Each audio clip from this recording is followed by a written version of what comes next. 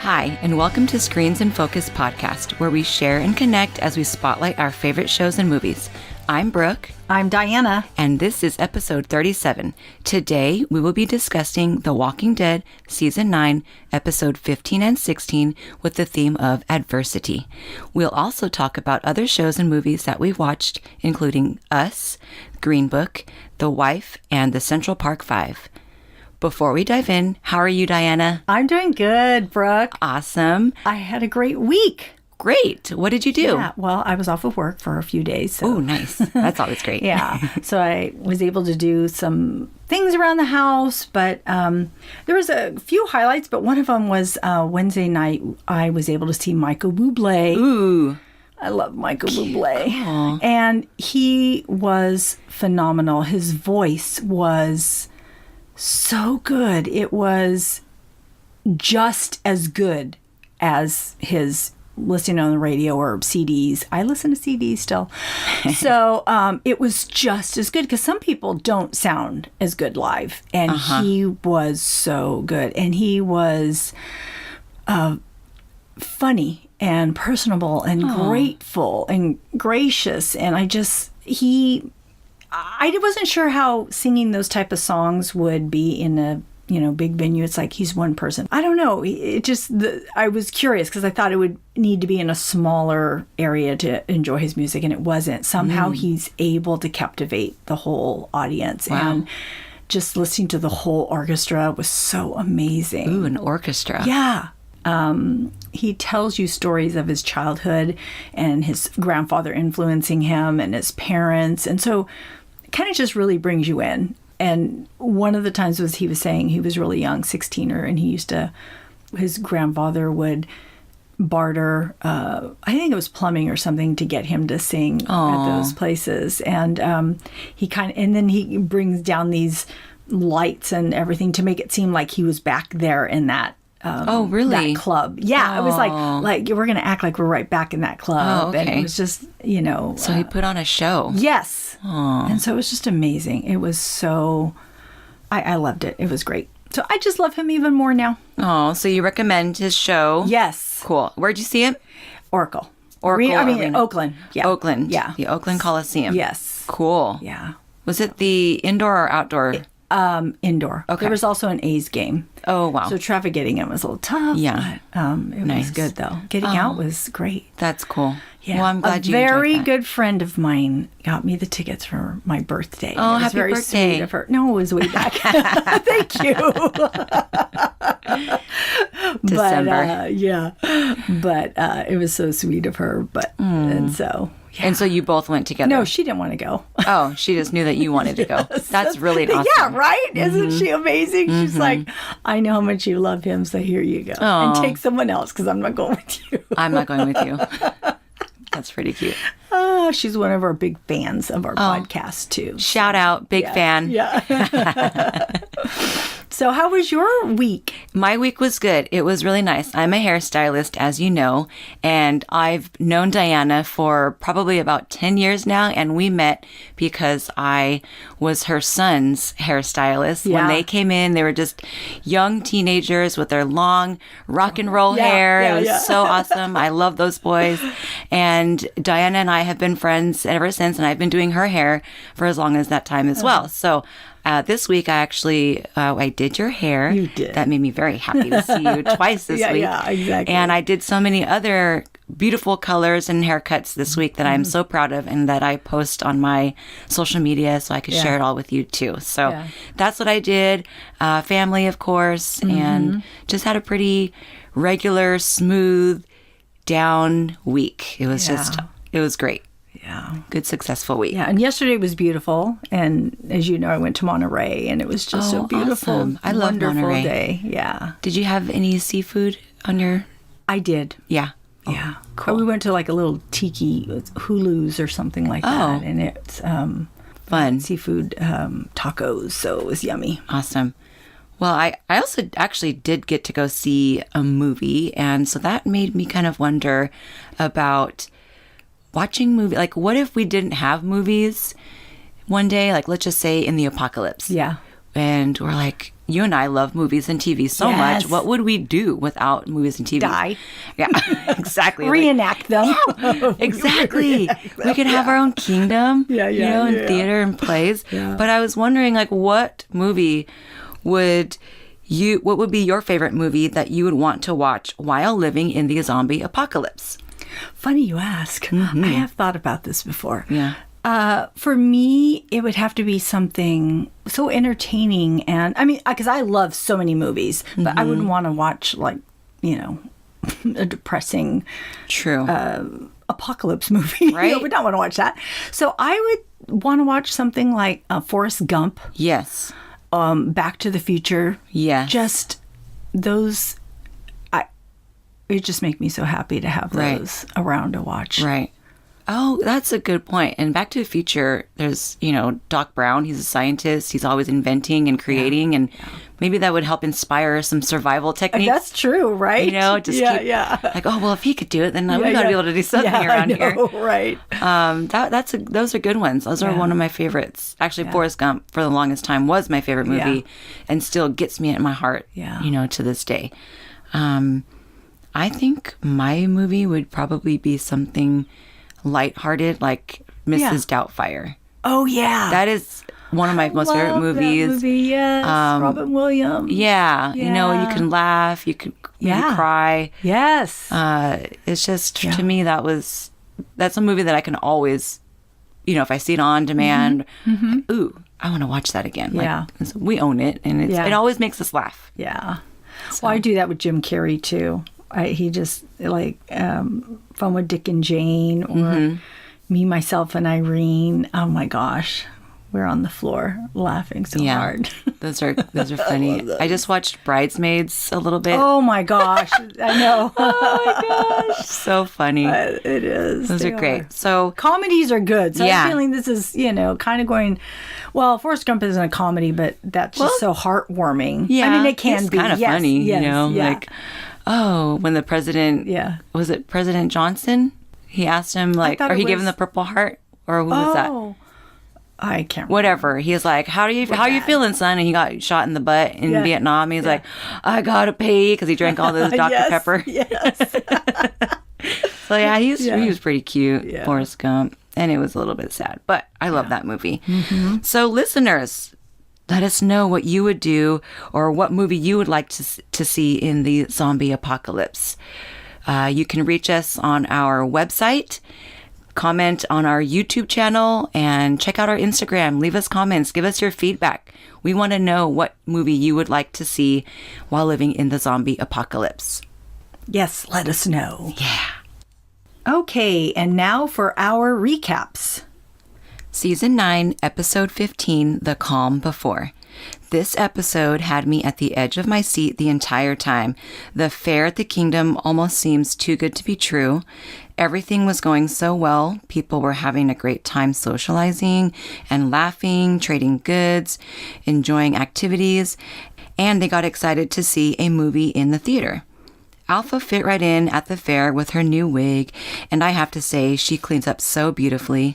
She carefully gathers information about the other communities by eavesdropping, which she could possibly use against them eventually, and she even introduces herself to Ezekiel as Debbie.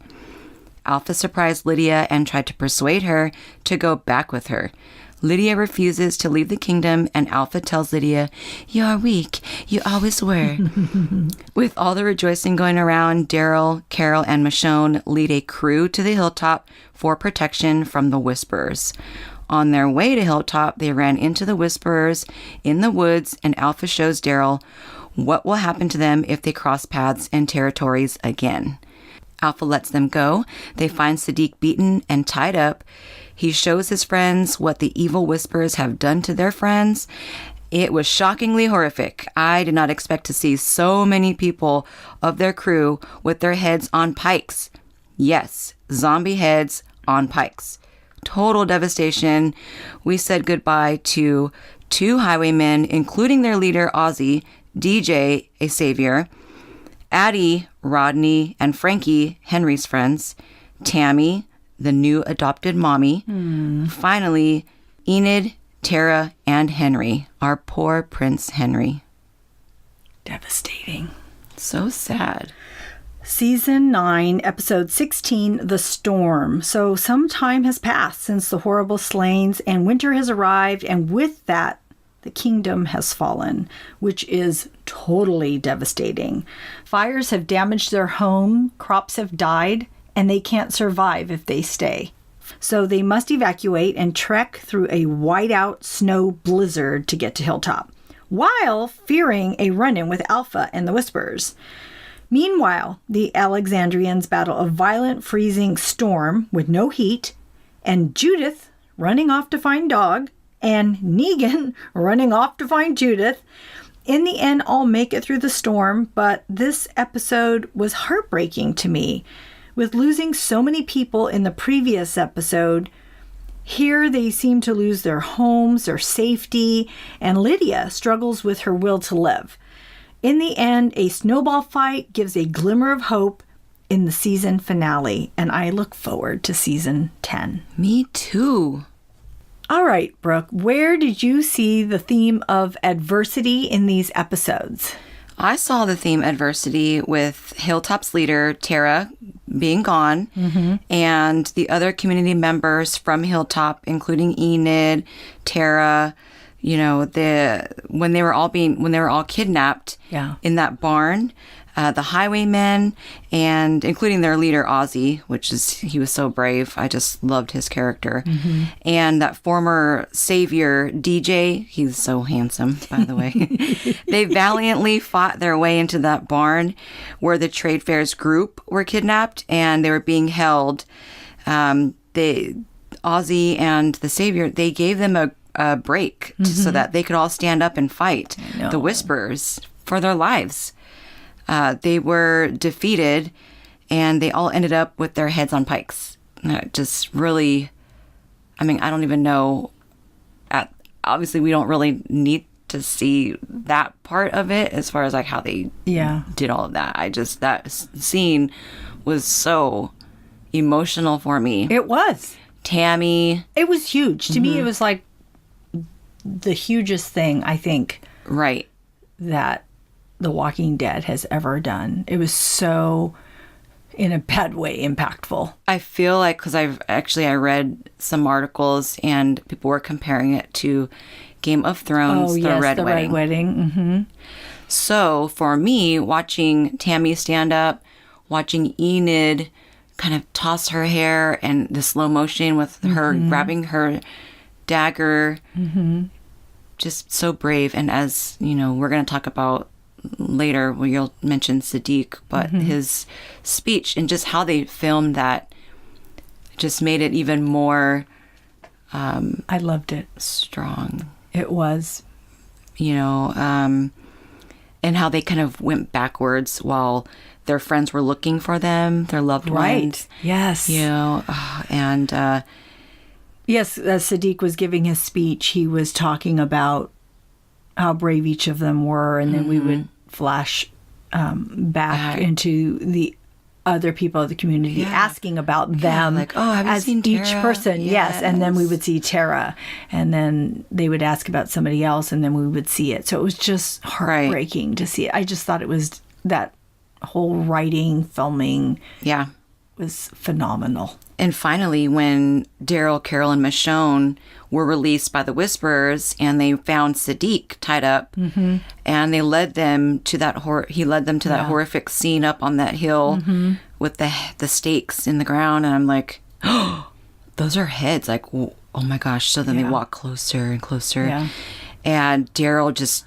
grabs Carol and protects her, holding her. Don't look.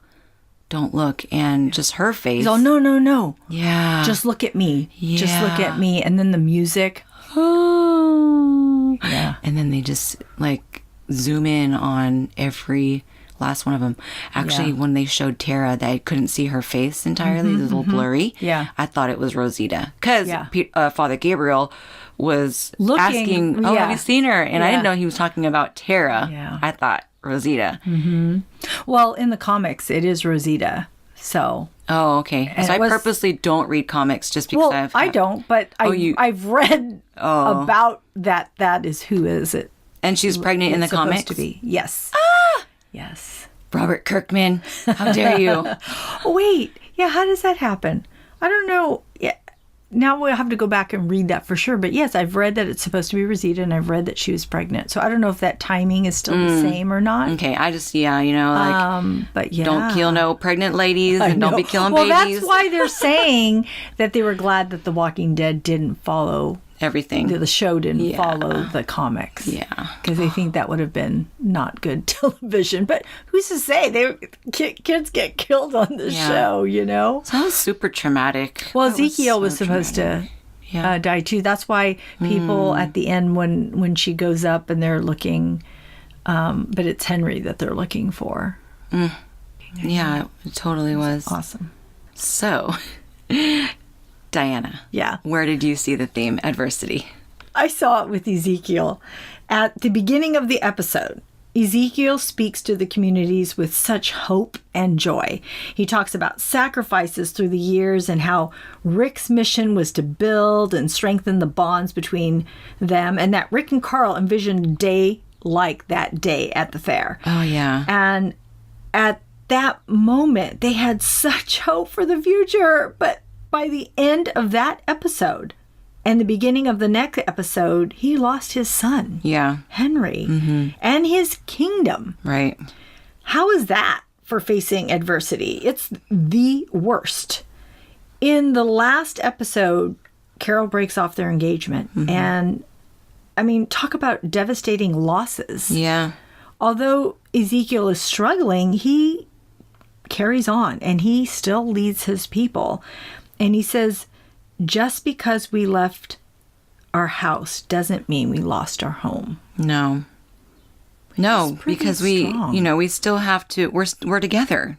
And he was so passionate about being the leader of that community, being together as a fan. Like they really developed a community, a good, solid community. They had a lot going for them.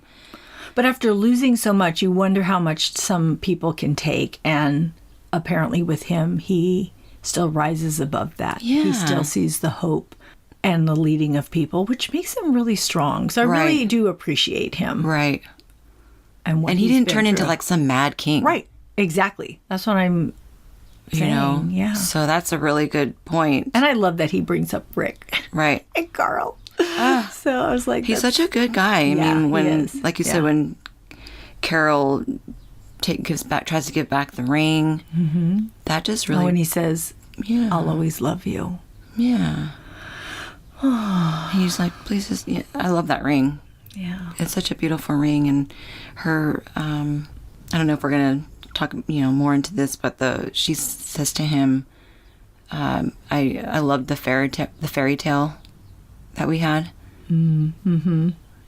So like, was this something really truly meaningful for her? Was it just like a facade or like a fantasy that she was living in, or did she really take this seriously? And how I think she did, but I think with all the loss she's feeling. she copes differently. Yeah. I don't know. If that were my husband, he'd be like, tying me up in the basement. You're not going anywhere, lady. You're staying right here. I know. You're mine. Well, that's why he's so, he does want what's best for her. Yeah. Right? Because you're right. He would have said, you're not leaving. Yeah. But anyways, where else did you see adversity in these episodes? Well, with Lydia and her guilt, she's really Yeah. having a difficult time. Yeah. How sad. I would be so devastated. It's as much guilt that she's carrying. I mean, it is because of her. These whisperers are connected to her mom, Alpha.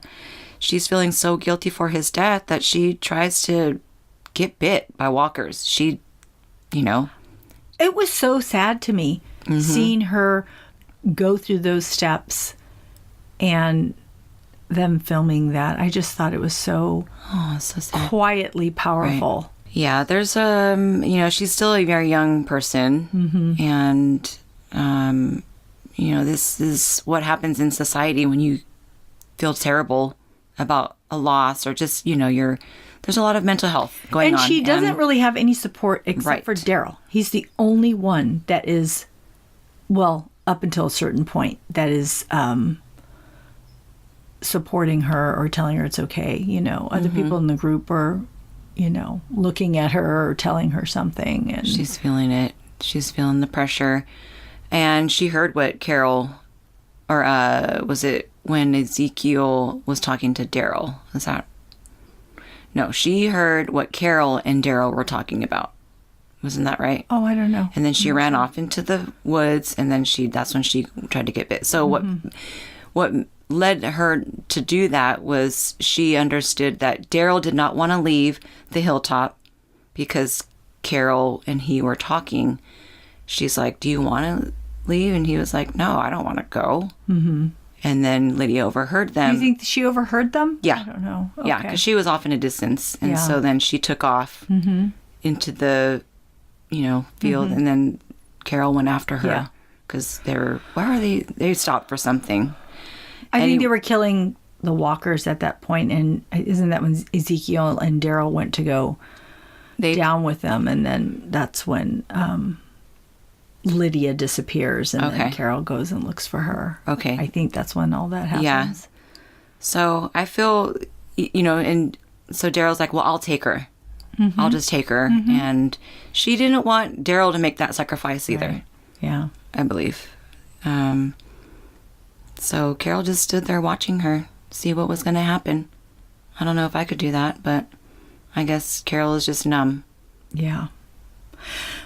Well, and Carol is facing adversity also with all the deaths of her children and children in her care. So even going back as far as Sophia when she lost her daughter and earlier Walking Dead, and then middle Walking Dead when she loses Lizzie and Mika. Yeah. And now she's lost Henry. I mean, can you imagine all those children? And then also just feeling lost. And she tells Daryl that she's losing herself, and she has those tears coming down her face, and she says, basically, I don't know what I'm doing. And so she's tested. Her judgment is tested when she sees Lydia, trying to get bit, which is basically committing suicide, and doesn't really say anything. I just thought that was just a profound moment. Both of them quiet. Did you notice that there was no talking for so long? Yeah. Lydia going through that and then Carol coming and watching her. But then they both emerge. So we don't know if anything was said or not. But then again, later on, Lydia's second attempt to get Carol to help her to kill herself. Right. And she says, I'm weak. Right. Just like my mom said. And it takes a few minutes and Carol kills that other walker and says, you are not weak. Yeah.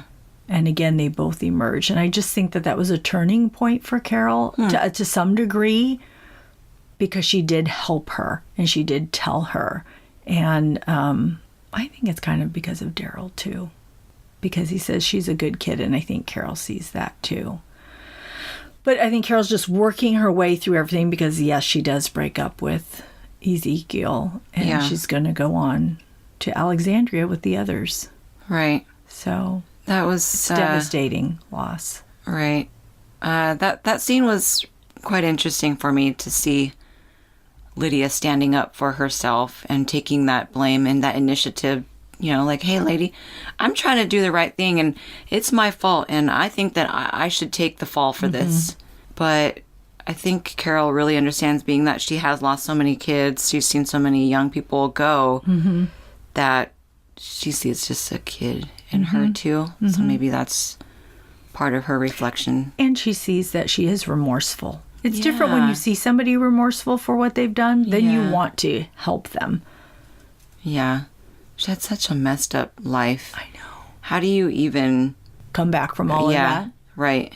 What if it was Michonne instead of Carol, and Michonne lost Judith to something like that? Would it be the same? Do you think? I mean, she almost lost Judith. I think she would do.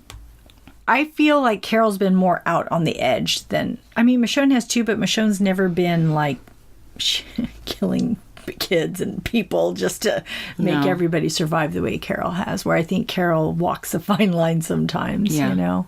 She takes it out on walkers. She'll just go out at 3 a.m. and just find herself a herd of walkers and slice all their heads.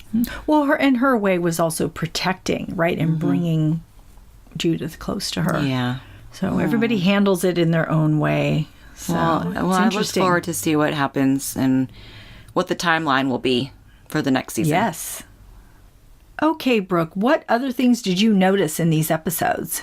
Well, I noticed the fact that Carol and Ezekiel are separating, and, you know, due to the loss of a child. I know that it's a pretty common thing that happens when, you know, individuals, couples will lose a child. It just seems like that's a creature of habit where, you know, you just kind of part, and maybe it's just too hard to move forward with your spouse or partner where you experience something so traumatic.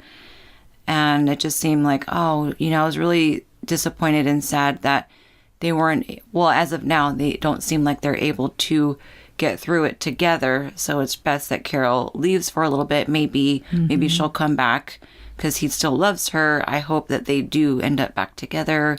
I like them as a couple. It was really cute to see Carol in a good relationship coming from Ed from so long ago. Oh, yeah. You know, her abusive husband to a man that loves to cherish her and treat her like a queen. I know, that is sad. So I noticed that. Maybe with what you said earlier, maybe she feels she doesn't deserve it for some reason. When you were talking about it being a fan, you know, fantasy, or I don't know. I hope she doesn't feel that way. Like the fantasy is now over because they're like they were in such a different place, and now it's like gotten dark again, and she's lost herself, and now she has to maybe pack up and leave, and maybe kill some people, you know, to get herself back and realize what she had. She doesn't want that life anymore, you know. She doesn't want to be a criminal in the streets. I don't know. Carol, come on. I mean, I'm rooting for you. I really love Carol. I do think it's great steps, and it's good writing that they have. Her breaking up with Ezekiel just shifts her in a new direction. Yeah. I've heard that people are saying that she needs to cut her hair so that she'll be Carol again. Yes, exactly. I've heard that too. And I think on The Talking Dead, they talked a little bit about that. And she kind of looks at Angela King like, oh, is that going to happen? Right. I mean, you kind of, when you break up, like I'm a hairstylist. To refresh yourself, right? Yes. I mean, I've seen many people go through breakups in my salon chair, and they're like, I need a new change appearance, like style, you know, and so they'll just cut their hair. And it's season 10. We can do it. You know? I just, like I said, I don't know the timeline, so I'm wondering if they're, where they're going to be. Yeah. Ezekiel tries to exile Daryl from staying with them at the kingdom/hilltop. Yeah. And Ezekiel basically says that Daryl seems to be a distraction to Carol, and he'd like to move forward without Daryl in the picture. Okay. Does that mean that their friendship is unwanted between Daryl and Carol, and Ezekiel just is jealous of that relationship? Yeah. Or does he truly think that she'll be distracted and she won't be able to move forward with Ezekiel because she will be blaming Lydia, and Lydia goes with Daryl? I mean, I feel like... Oh, that's true, too. You know? Like could be thinking that. It's interesting because he goes, I don't want to be the bad guy here. Yeah. But I didn't like it when he said it. Like, it bothered me. But then after seeing everything that Ezekiel has gone through and what a good guy he really is... I'm like, okay, I can't really blame him for saying this. He really is thinking or trying to do the right thing. Mano y mano. So I don't know. What could we do to figure this out? I mean, he came to him. He had a good talk. Yeah. But, come on.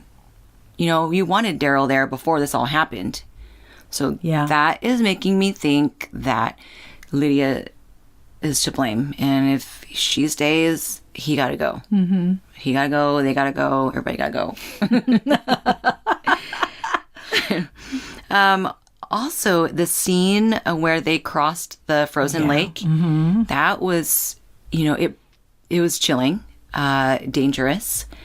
they had to make a risky travel in Whisper territory. No.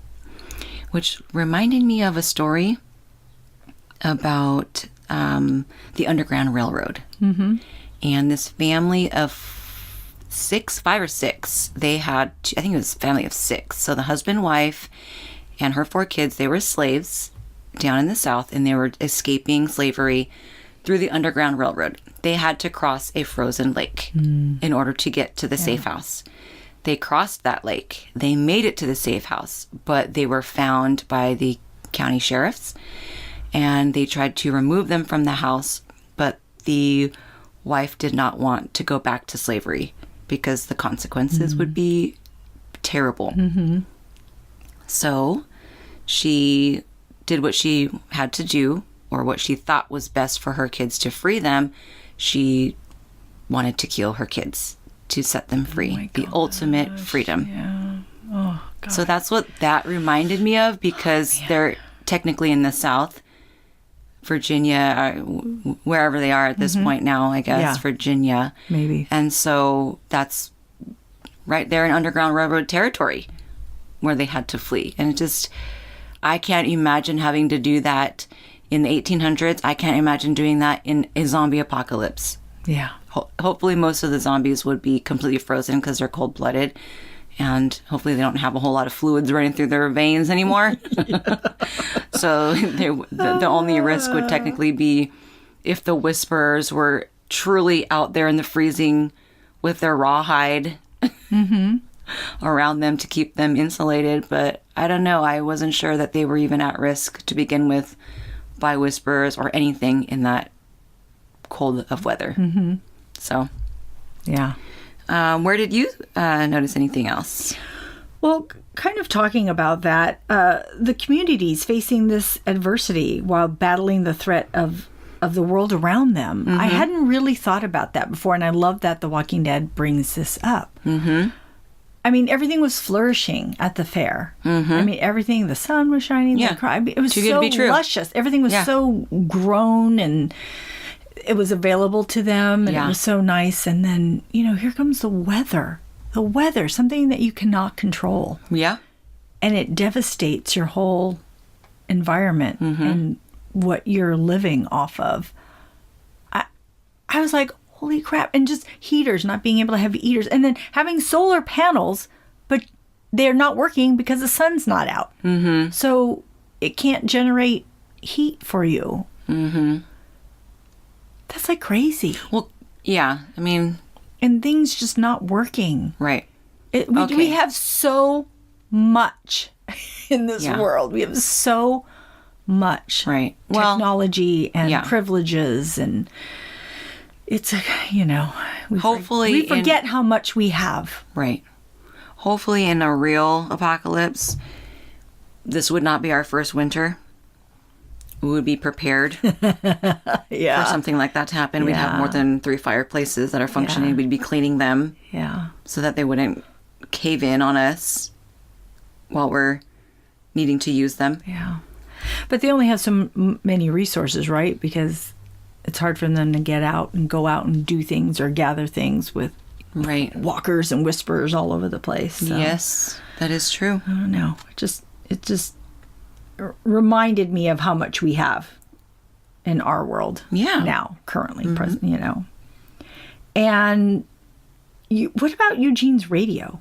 And at the very end, whose voice is that on the radio? I thought it was going to be Rick's. I was like waiting. I'm like, because I had read that it could be Rick on that radio. So I was like, is it going to be Rick's voice? And it was like, whose voice is that? But I couldn't really tell, and it didn't sound like him. But who is that voice? And I wonder we know it's going to play out in season 10, but it just made me wonder. They talk that it could be the Commonwealth, a new group. Oh. So. Commonwealth. Is Commonwealth that woman? They're from Wall Street or something? Where'd they come from? Wait, is the Commonwealth the people that Maggie went with, or is that a separate group? I don't know what they're called. Oh. You know what? I still don't know where Maggie is. Where the heck are you, girl? She's with that other woman. The one that had the booklet? The library. Yes, the one that gave her I don't know what they're information. called, but that sounds about right. If that were True. So I guess, I mean, I don't know where I missed the fact that she went with somebody. I was like, where did she go? Commonwealth. Yeah. Okay. So I don't know who the Commonwealth are, but they are in the comics, and they're thinking that it could be them. It's hilarious. You know, I've been listening to other people in their shows, and they're like, it's Maggie. And I mean, I love Maggie, and I support everyone in the cast, but it's pretty funny that they're all waiting for Whiskey Cavalier to end so that Maggie can just come back. So they're like, it's Maggie. Yep, she's coming back. Yeah.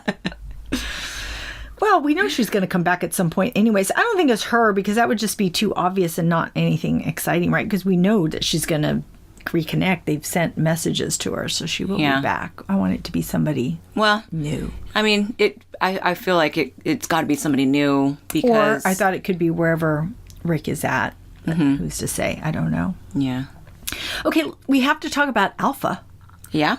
Through all these episodes. Okay. So, all those walkers in that canyon that she showed to Daryl.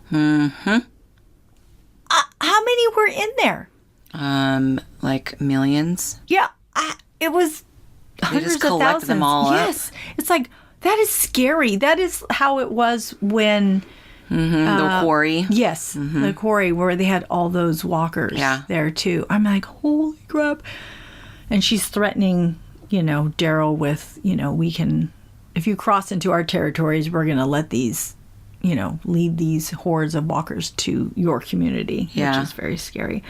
And then, when that couple in the very beginning of these episodes, the one that she ends up scalping, but they were so happy. And it's funny, but it only took a few minutes, and I felt for this couple. They were happy, happy On their anniversary. Yeah, and kind of showed you 3 points in their journey in the beginning when they're fighting walkers, and then when they get to the kingdom, and then they're at the kingdom, the Hilltop. Right? Or is it Hilltop? Oh, yeah, Hilltop. That's right, because she made the coins. And excited about going to the fair, and then here she goes and scalps the poor woman, and she's singing a happy, cheerful song as she's scalping the poor lady. Yeah, taking her hair off. I mean, Alpha is just like scary. Yep. And then she has Beta whip her. That's just weird. And basically, like, she is having him prepare her. It's just, I was so confused Prepare at that her point. for I don't understand. being strong. I don't know that, because those are the same marks that she had given to Lydia. Yeah. And now she's having Beta do them to her. That's just so creepy.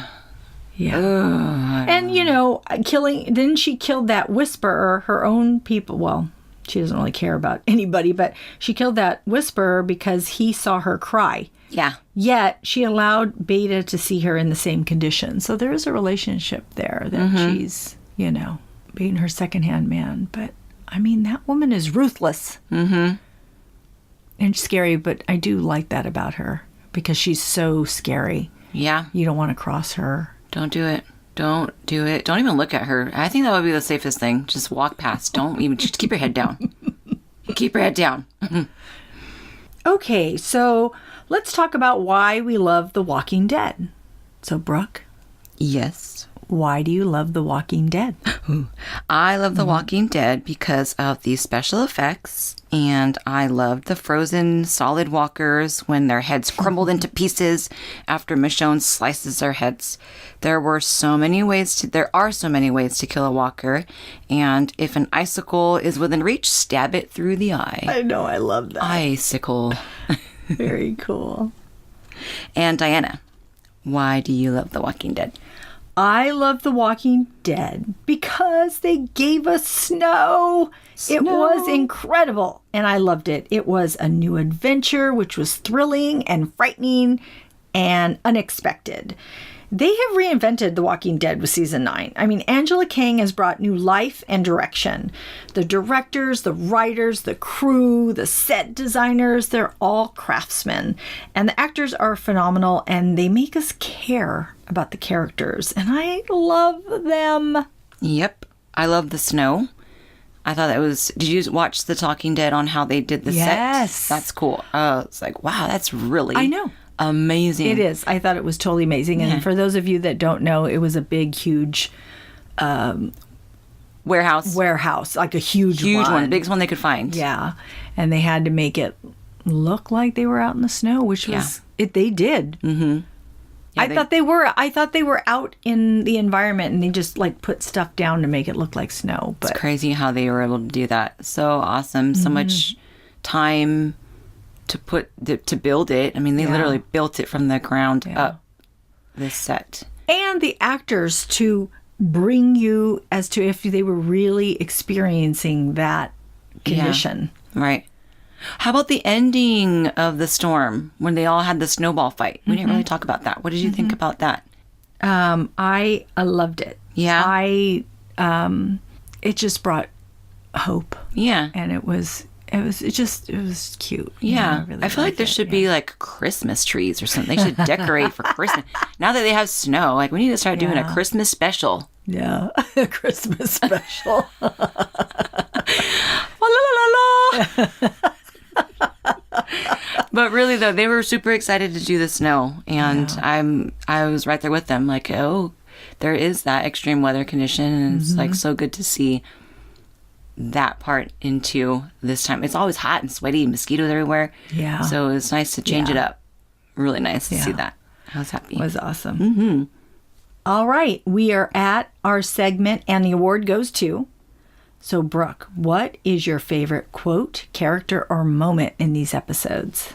My favorite character and moment is actually when in the storm, when Negan... During the snowstorm, he's tied up and he's having that conversation with Father Gabriel, Rosita, Siddiq, and Eugene. And even Judith is there, and she reminds him, language, her little voice in the background. I just love that. It was so cute. Their relationship is so endearing and sweet to me. Everyone turned in reaction to her. And also when... Judith ran off to find Dog when they were all walking together with that rope. And Negan did not think twice, and he ran right after her. He's, Judith! I love that. He's just so caring for her. And he genuinely loves her and proves his love for her by risking his life and brought her back to safety. Yeah, he did. Mm-hmm. And even he brought Dog. So, hey, Daryl, you remember that, okay? He got your dog. How about you? What was your favorite? My favorite, most definitely, was Siddiq. And his speech was emotionally healing and inspiring. And without it, I think all the communities would have been gutted, vengeful, and hopeless. And I loved his tribute to those that died and making them heroes. I thought he was the perfect pick. Yeah. And his eyelashes. I know that. Right? I noticed that too. I'm like, oh my God, look at those eyelashes when he speaks. But it was so from the heart. And it's probably one of my favorite moments. Like, it is like one of my favorite moments of the ever episodes. Mm-hmm.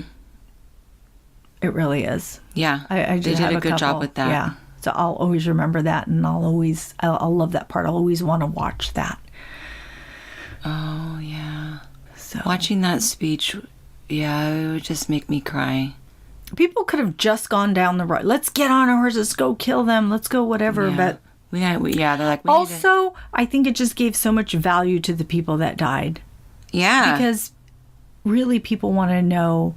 You know, when people pass, I think anyways, this is how I would feel. You want to know how special that person that passed is and what an impact that they made. And I think that's what he gave all of them. Well, it gives me goosebumps when he talks about Ozzy and the other highwayman, and giving them that DJ. break. Yeah. That gives me the huge goosebumps. And I don't know, that scene. Fighting for each other, Yeah. even though they didn't know each other. They were brave. Yeah. Yeah. Very good. I'm going to start crying now. You have tissue Very in good here? episodes, people. Watch Yeah. The Walking Dead. It's sad. awesome. Okay, so now we are at our segment of What Are You Currently Watching? So, Brooke, what are you currently watching? Well, this week was an interesting week. I had not a whole lot of time to watch, much during the work week, but I did catch a lot of PBS this week, and I want everybody to know, I tell everybody all the time, I love PBS.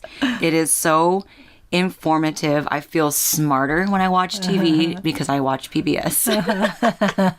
So I didn't get to watch everything that I recorded. So I recorded a lot, but part of what I did watch was a movie called The Central Park Five, and it's a documentary about 5 young teenagers who were accused for a crime in Central Park, New York City, and they were coerced by detectives into thinking and confessing a crime that they did not commit.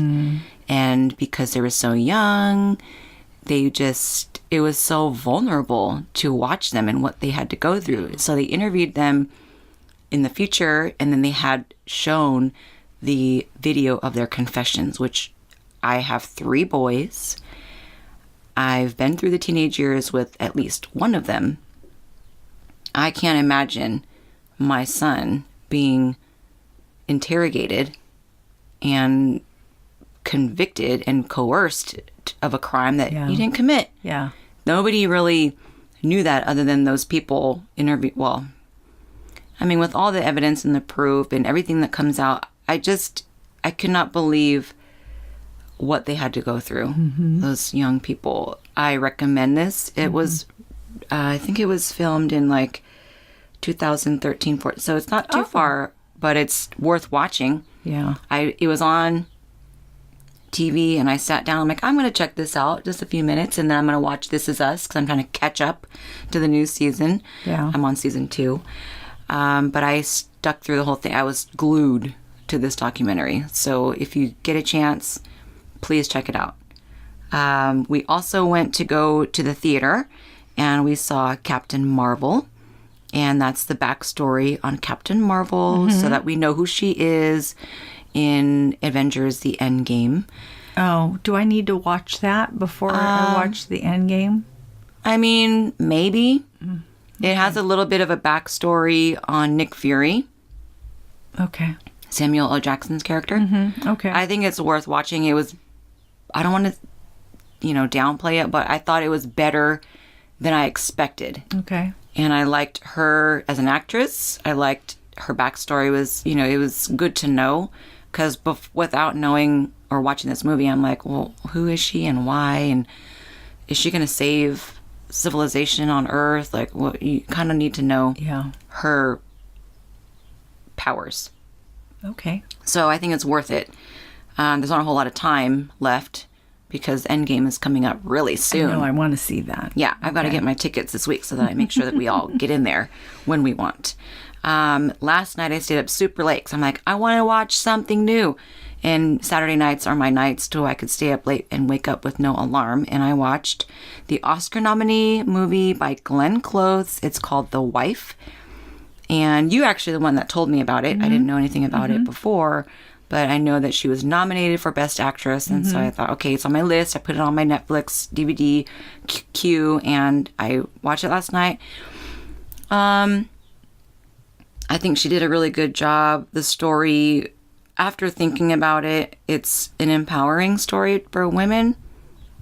And I think it could be worth watching. It depends on your genre. I'm really into so many different types of movies. It's a drama. It's a quiet drama. So it's just very at its own pace. It's kind of hard to describe, but it basically just goes into the depth of their husband and wife relationship.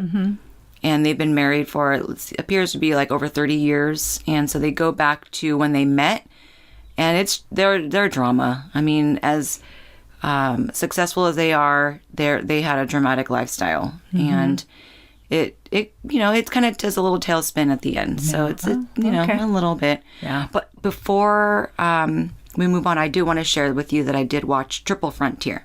Oh, okay. Yeah, because I liked it. Yeah, I had issues with that movie, but Yeah. overall it was Yeah. like, I like a heist. I could do a good, drug lord type movie. So I'm glad I watched it. I don't want to give too much away, but Ben Affleck annoyed the heck out of me. Yeah. I was like, dude, I know. what the heck? I know. Who are you? I don't Yeah. even know you. Like, you split personality. Like, what happened to you? Yeah. I So, agree. That really bothered me. But gosh, the greed. Exactly. That's what I know. I would have been perfectly happy with $1 million. Yes, that's what was killing me. But I think that's why I appreciated the movie, because it wasn't typical. It wasn't just your regular, oh, they're going to go do this. And you said, oh, they're going to get away with it. And how did they get away with that? I'm like, oh, they don't really get away with it. It's because greed plays a major role for some of them. Yeah. Not all of them were super greedy, but No, some of them. So I was like doing this the whole time. What? All these sound effects. I'm like, oh my gosh. The whole time. It was crazy. So I did watch it. But what did you watch, Diana? So for TV shows, of course, I watched This Is Us. I'm on the current season, and it ended with some questions. But I don't want to give too much away because you are not up to date, and maybe, I don't know if our listeners are, but it's been pretty good. I love the show, and I love, Randall and Beth. Yeah. And all of them, all the siblings. I just love them all. So, it's great. It's good. And and some things did come to a resolution that I'm happy about. Cool. But then it brought up more questions too. So Oh, man. Yeah. yeah. So they get you. Yeah. So movies, I watched really good movies, I felt, in the last 2 weeks. So I went to the movie theaters and I watched Us. It's a horror thriller written, produced, and directed by Jordan Peele. And you might not know that if you're living under a rock, but but it was really good. I really liked it. I kind of left wanting a little bit more, but I don't know why. I'm like, why do I feel that? Why? And I thought, because I wasn't super duper scared, but I thought it was well done. And after thinking about it and talking about it, a couple of my kids went with their girlfriends and we were discussing it. Then I realized that there were, once you watch it, you almost have to rewatch it again, because once you know what has happened and you go back, you start seeing these little things. And I think that's why it was so smartly written, and people were saying, giving him so much credit because it was really well done. And I thought, oh, yeah, you're right. And oh, I didn't catch that. And so it's almost like you have to go back and rewatch it. So, and I think that if I did, I'd appreciate it even more. Right. And so I did like it, though. And then I watched Aquaman, a superhero film starring Jason Momoa, if that's how you pronounce his name. Yeah. But Is it on new release now? I think I had to buy it. I had to rent it. Rent. Oh, yeah. On Demand. On demand. Okay. But need I say more? Jason Momoa. No. That's it. He was, It should just been named Jason Momoa. I know, right? I'm like, yeah. I liked this film. That's what I have to say. And I will say, I didn't realize Nicole Kidman was in it, and I really like her in it too. Yeah. Big Little Lies. Oh, I love you, Nicole Kidman. I know. She's awesome. And then 2 movies that I watched because you kept telling me I need to watch, and one was The Favorite, and it's from director Yorgos Lanthimos, starring Olivia Colman, Rachel Weisz, and Emma Stone, and it's superbly cast. Yeah. And I did really like it. And That's good. It's crazy. It reminded me a little bit of Dangerous Liaisons, which I love. It's all like the backstabbing, just... but it's all about women, right? Women, sex, and backstabbing is basically what The Favorite is about. Yeah. of trying to outwit the other one. And rising up, and taking Power. Yeah. And control. So it was good. Was it 17th century time period, I think? 1700s. Yeah. So Queen Anne. yeah. And then I saw The Green Book, a movie about two men, an African-American world-class pianist and an Italian-American tough-talking bouncer who work together and form a bond despite their differences. Stars Mahershala Ali and Viggo Mortensen, and they were really good. And I agree with you. I really did like it. Yeah. Made me hungry. Because they were always eating. Yeah. Fried chicken, that Yeah. sandwich, the meatball sub that his wife made for their first, and then he ate it. He didn't want to share because he thought he was being kind of a little jerk, Yeah. Yeah, it was tough to watch, though. Yeah. Certain things would happen, and of course, it just bugs the crap out of you. And there were some things, when, Viggo tells him that he's more, I don't know if he says, I'm more black than you I'm more are." black than you. Yeah, and I'm like, He's like, no. But I loved, what's his first name? Joe? What's his first name? Whatever it is, Shirley. Professor, or Dr. Shirley. When he tells him, I'm not black enough for this group. I'm not white enough for So this group. sad. I'm not man enough for this Right. group. Oh my God, that was a powerful speech. Well, it's Like, I don't fit in. I Yeah. don't fit in. And I'm like, oh my gosh, that was so good. I can relate to that. Yeah. That's the talk in our Yeah. home right now with Gabriel. He's like, I'm like, son, you are so diverse. Like, your group is so diverse. We live in the Silicon Valley, the heart of Silicon Valley. Like, you have so many ethnic groups of social groups. I felt the same way. Yeah. I know what it's like. I could relate to that. Yeah. So it was very moving. And it's, I'm so glad that his voice was heard by Viggo Mortensen's character. Yeah. And he was accepted into their Italian family. And I really loved the ending Yeah. of that movie. Yeah. Talk about a Merry Christmas. Yeah. It was. Yeah. Yeah. So I liked it. So all the movies I saw were very good. So I'm really happy Awesome. with that. That's our show. Thanks for tuning in. We are grateful you tuned in and hope something we said today resonated with you and gave you a chuckle, some happiness, some positivity, or inspiration. Please subscribe to our podcast and tell a friend. We would love more members of our TV club. Rate and review the podcast on iTunes and Stitcher. We need your feedback. We will be uploading a new episode Tuesday, April 23rd. Next show will be on Game of Thrones Season 8. Yes. You can find our blog listed in our show notes. See you next time. Bye. Bye.